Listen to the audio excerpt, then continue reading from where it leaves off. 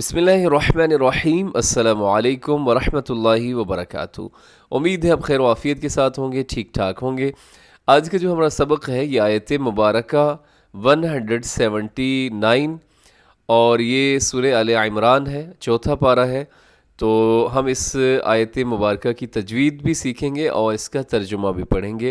شروع کرتے ہیں بلا تاخیر اپنا آج کا سبق۔ بسم اللہ الرحمن الرحیم۔ ما كان الله ليذر المؤمنين على ما أنتم عليه حتى يميز الخبيث من الطيب وما كان الله ليطلعكم على الغيب ولكن الله يجتبي من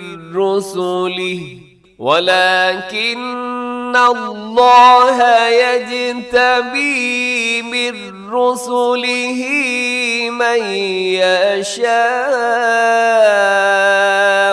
فآمنوا بالله ورسله وإن تؤمنوا وتتقوا فلكم أجر عظيم۔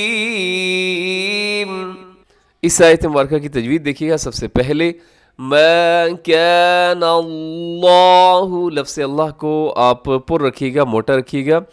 پھر سنیے گا ما کان اللہ، آگے لیذر المؤمنین، لیذر یہاں ذال ہے اور اسے زا نہ پڑھیے گا، را موٹا رکھیے گا۔ پھر سنیے گا اسے لیذر المؤمنین، آگے علی ما انتم، یہاں جو مد ہے ما کی اوپر الف مدہ ہے اور آگے حمزہ دوسرے لفظ کے شروع میں چھوٹی مد ہے۔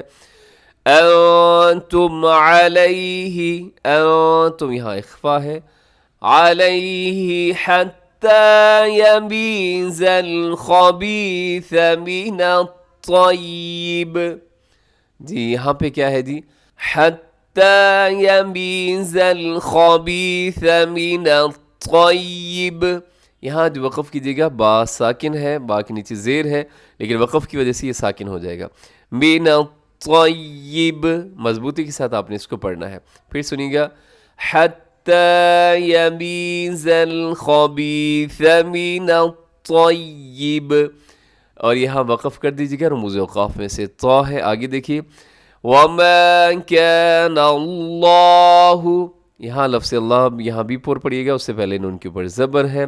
لیطلعکم علی الغیب، اس میں جو حرف طا ہے اسے آپ قلقلہ کیجیے گا۔ پھر سنیے لیطلعکم علی الغیب، لیطلعکم علی الغیب، اسے غیب نہیں پڑھنا آپ نے، غیب علی الغیب، علی الغیب، آگے وَلَكِنَّ اللَّهَ يَجْتَبِي، وَلَكِنَّ یہاں نون مشدد پہ غنہ کیجیے گا، اس کے بعد لفظ اللہ کو موٹا رکھیے گا۔ يَجْتَبِي مِن رُسُلِهِ، مِن رُسُلِهِ نون ساکنی بعد را ہے، یہاں ادغام کیجیے گا بغیر غننے کے۔ مِن رُسُلِهِ مَن يَشَاء، من یشاء، یہاں نون ساکن کے بعد یا ہے تو یہاں پہ کریں گے ادغام غننے کے ساتھ، اور آگے یشاء، یہاں جو مد ہے مد متصل جسے مد واجب بھی کہا جاتا ہے، 4-5 سیکنڈ تک اسے لمبا کیجیے گا۔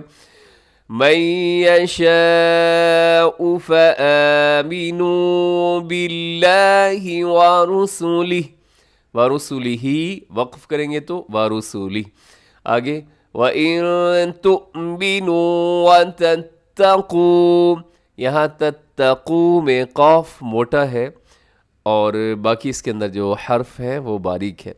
وَتَتَّقُوا، آگے فَلَكُمْ أَجْرٌ عَظِيمٌ، اجر پہ تنوین ہے، تنوین کے بعد عین، تو یہاں بھی کیا کریں گے اظہار حلقی۔ اب اس آیت مبارکہ کی آپ جو ہے وہ اس کا ترجمہ دیکھیے گا.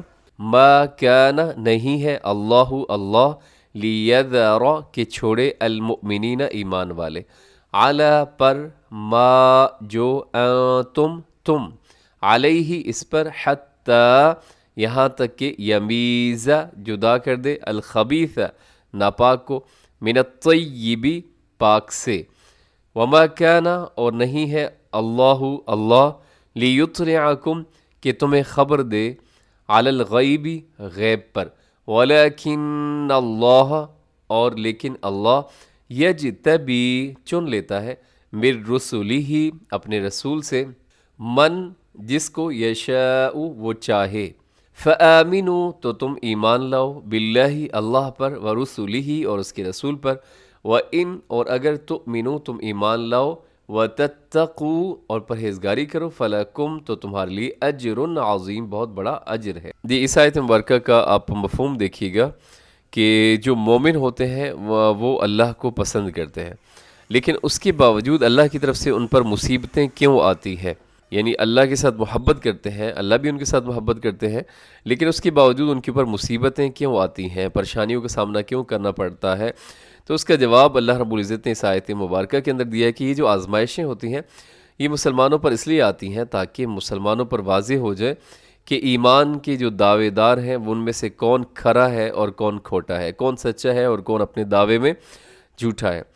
تو اللہ تعالیٰ مسلمانوں کو اس وضاحت کے بغیر نہیں چھوڑ سکتا، اور مشکلات سے ہی پتہ چلتا ہے کہ کون ہے جو ثابت قدم رہتا ہے اور کون ہے جو ذرا سی مصیبت آنے پر ڈگمگا جاتا ہے، پھسل جاتا ہے.